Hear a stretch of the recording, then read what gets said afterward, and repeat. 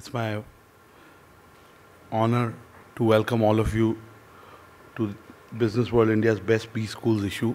I can't tell you more about business school education than you already know.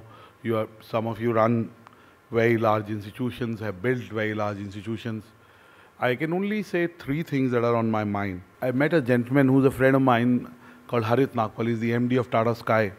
And had just come back that morning or one day before. He's an FMS pass out, and he'd gone to FMS for campus recruitment. And he said one thing to me. He said, Anurag, I can tell you only one thing, that in my batch, the top 15 students were so much better than the top 15 students. He said, we were the first company, so I can tell you we had a look at the top 15. He says, the top 15 when he passed out, in the top 15 at FMS this year. And this is a real example. And I kept thinking, would that be true of other schools also?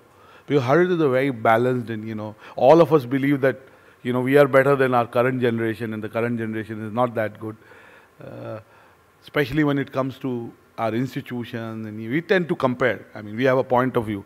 So I'm not sure that is a point that is true across here, but there is a lot of change that has happened in business school since the time I was at a business school 20 years back. The two other things that are really happening is entrepreneurship. I think today everybody wants to be an entrepreneur. Are business school hampering entrepreneurship or creating entrepreneurs? Because as a friend of mine told me last week, Anurag, the biggest hindrance to being an entrepreneur is education. And I was pretty surprised, because I always believed education is the most important thing and everything else doesn't matter. But really, on a more detailed note, are business schools really creating curriculums, creating initiatives, creating outreach, which really fosters entrepreneurship? And the second point, I was talking to some friends just outside, is the point about skilling. I think I'd be very unpopular for saying this, but if you take away the top 25, 30 business schools and the specialized 5, 6 schools, I think the quality of B school students coming out from other schools can be better in terms of employability. I think we all talk about employability.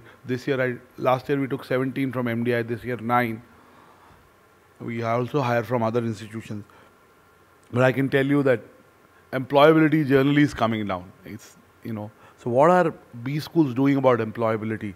Are they really imparting education like a finishing school at the end?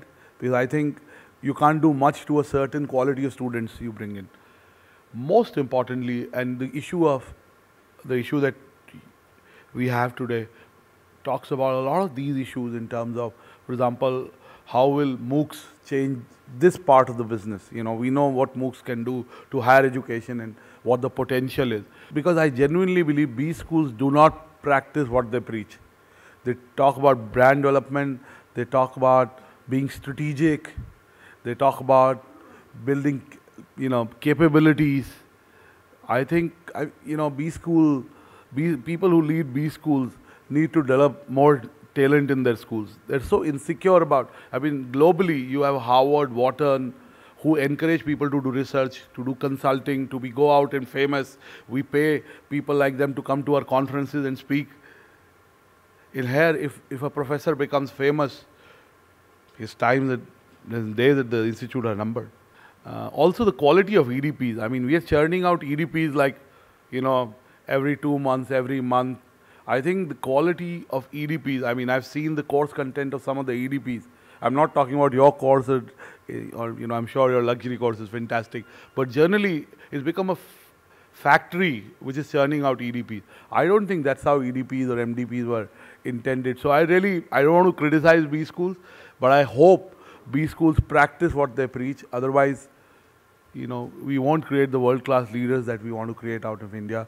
We won't create institutions that we've already created.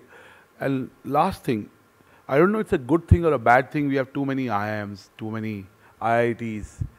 And a lot of my friends say that, Anurag, there should be many, because why should education be elitist? We should kind of democratize it. But my view is that, it's not a good thing. I think I think sometimes things being in scarcity creates its own demand, creates premiumness. Also, to believe that faculty at all the IITs and IIMs is equivalent to the faculties at the top one, not possible. It's just not possible.